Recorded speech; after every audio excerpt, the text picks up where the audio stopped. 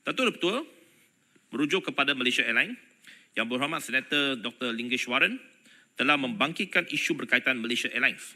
Untuk makluman Yang Berhormat, Malaysia Aviation Group MAG melaksanakan tinjauan gaji dan allowance berkaitan setiap tahun kepada semua kaki tangan termasuk cabin crew mengikut pergerakan pasaran dan juga kemampuan syarikat. Tinjauan bagi tahun ini sedang dijalankan. Sekiranya perlu, MAG akan melakukan perarasan yang sesuai pada gaji atau allowance mereka. MAG juga akan memastikan gaji yang ditawarkan adalah kompetitif mengikut pasaran serta suasana tempat kerja yang kondusif.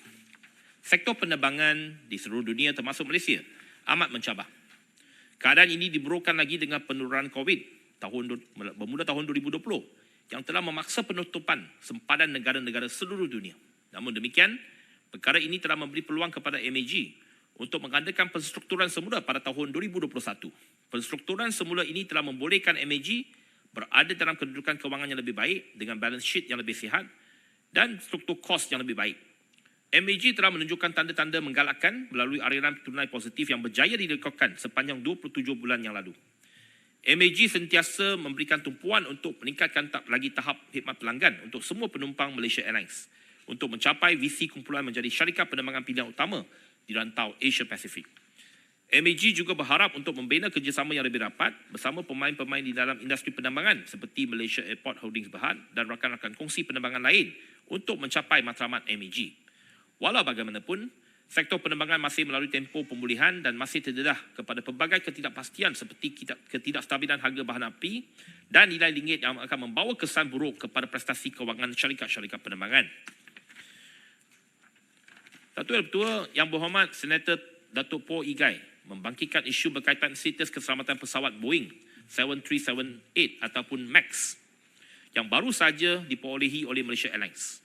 Untuk makluman Yang Berhormat, isu teknikal yang melibatkan pesawat Boeing 737-8 ataupun MAX telah ditangani dan diselesaikan oleh pihak berkuasa penerbangan awam USA iaitu Federal Aviation Administration FAA dengan mengambil kira maklum baras daripada jawatan kuasa teknikal yang terdiri daripada pihak berkuasa penerbangan awam seperti European Union Aviation Safety Agency, EASA, dan Transport Canada.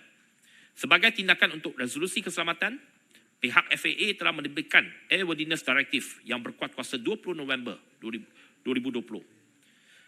Airworthiness Directive tersebut mengandungi langkah-langkah keselamatan yang perlu dilaksanakan seperti berikut.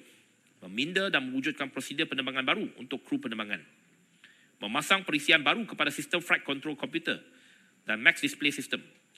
3. Mengubah pemasangan pendawaian wiring installation ke atas sistem horizontal stabilizer trim. Mengadakan ujian kepada angle of attack sensor system dan menjalankan penerbangan kesediaan operasi operational readiness flight. Oleh yang demikian, AD tersebut telah diwajibkan oleh CAM untuk dipatuhi dan dilaksanakan ke atas semua pesawat Boeing 737-8 yang diimport masuk ke Malaysia sebelum memberikan kelulusan Certificate of Airworthiness untuk didaftar dan beroperasi di Malaysia. Datuk Ketua, untuk makluman Yang Berhormat Senator Dr. Hajar Wan Matina binti Wan Yusof. Parliamentary ada pencerahan. Ya. Terima kasih Datuk Seri Yang Betul. Itu mengenai Airbus 380. Malaysia telah namatkan perkhidmatan Airbus 350 dan kembalikan kepada yang mencuba. Tapi sekarang kita dengar Singapura mengambil alih pesawat 380 lagi. Adalah mas atau kita mengambil alih atau mengambil perkhidmatan sebalik A380. Terima kasih Yang Berhormat Senator. Untuk makluman yang pertamanya, dari segi keputusan menggunakan apa pesawat, ia bukan ditentukan oleh kementerian. Ia ditentukan oleh syarikat penerbangan tersebut. Sebab MAG adalah, walaupun adalah GLC, mereka ada kuasa mereka untuk menentukan apakah jenis pesawat yang digunakan. Sudah tentu jenis pesawat yang digunakan itu akan mengambil kira pelbagai pertimbangan dari segi faktor-faktor komersial dan sebagainya. Namun begitu, apa yang saya ketahui ialah setakat ini Malaysia Airlines tidak ada, ataupun MAG tidak ada perancangan untuk mengambil balik A380 ini. Apa yang difokuskan sekarang ini ialah Airbus 350. Airbus 350 telah pun ditambah, ada pesawat A350 yang lebih banyak dan kebanyakan long haul flights termasuklah Kuala Lumpur ke London ini menggunakan pesawat A350 yang mungkin yang bagi saya satu pesawat yang sangat baik dari segi keselesaannya dan juga dia lebih ekonomikal dari segi pengoperasiannya. Tetapi apapun itu pandangan peribadi saya saja bukan sebagai menteri, sebagai penumpang. Tapi keputusan mereka nak guna pesawat apa itu terpulang kepada pihak lembaga dan juga pengurusan pihak MAG. Sebab Kementerian Pengangkutan tak boleh kata mesti beli apa pesawat. Kita hanya regulator. Selagi pesawat itu dapat certified dari segi airworthiness, kita tak ada masalah. YB Datuk Polega dia peminat A380. Lebih maklum, mungkin kalau ada mana-mana pihak yang ingin membuka syarikat penerbangan menggunakan A380, kita boleh facilitate. Okay. Yeah. Untuk makluman yang berhormat, Senator Dr. Haja Wan Matina binti Wan Yusof, Kementerian Pengangkutan sentiasa menggalakkan mana-mana syarikat penerbangan negara untuk melaksanakan penerbangan terus atau menambah kekerapan penerbangan bagi destinasi-destinasi domestik, termasuk laluan Kota Baru Langkawi. Walau bagaimanapun, keputusan untuk melaksanakan penerbangan bagi laluan ini adalah merupakan keputusan komersial syarikat penerbangan yang akan ditentukan berdasarkan kepada commercial viability laluan tersebut. Berdasarkan rekod, Firefly telah beroperasi sebanyak 3 kali seminggu dari tahun 2015 hingga 2016, manakala AirAsia telah beroperasi sebanyak 3 kali seminggu dari tahun 2020 hingga 2022 bagi laluan Kota Baru Langkawi. Cadangan tersebut perlu disokong dengan statistik unjuran permintaan penumpang supaya perancangan yang lebih terperinci dapat disediakan. Selain itu, terdapat juga keperluan untuk meningkatkan daya tarikan dan promosi produk-produk pelancongan dalam negara, terutama di Kota Baru dan Langkawi sebagai satu usaha berterusan untuk menggalakkan lagi perkhidmatan penerbangan bagi laluan antara kedua-dua destinasi tersebut.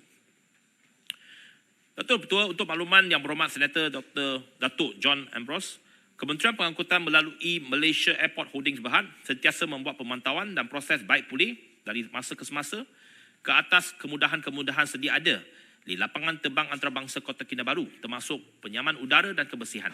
Bagi memastikan tahap kebersihan sentiasa berada pada tahap yang terbaik, beberapa usaha berterusan telah dilaksanakan oleh pihak MHB, termasuklah penambahan bilangan pekerja kebersihan di bangunan terminal, penjadualan spring cleaning secara berkala, penyediaan latihan tata cara pembersihan mengikut standard yang ditetapkan, serta pemasangan tikar lantai di semua tandas, termasuk bilik solat dan bagi tujuan peningkatkan kebersihan dan keselesaan penumpang. Selain itu, kerja-kerja baik pulih kerusi penumpang di lapangan terbang antarabangsa Kota Kinabalu juga telah selesai dilaksanakan. Untuk lapangan terbang Kapit pula, menjawab isu perhubung perkhidmatan penerbangan luar bandar RAS, untuk makluman yang berhormat Senator Datuk Poh Igai, Kementerian Pengangkutan melalui surat bertarikh 1 November 2021 telah memaklumkan persetujuan yang berhormat Menteri Pengangkutan untuk Kerajaan Negeri Sarawak menubuhkan sebuah padang terbang stopot di Bukit Mabung Kapit. Kos pembangunan projek ini ditanggung sepenuhnya oleh Kerajaan Sarawak.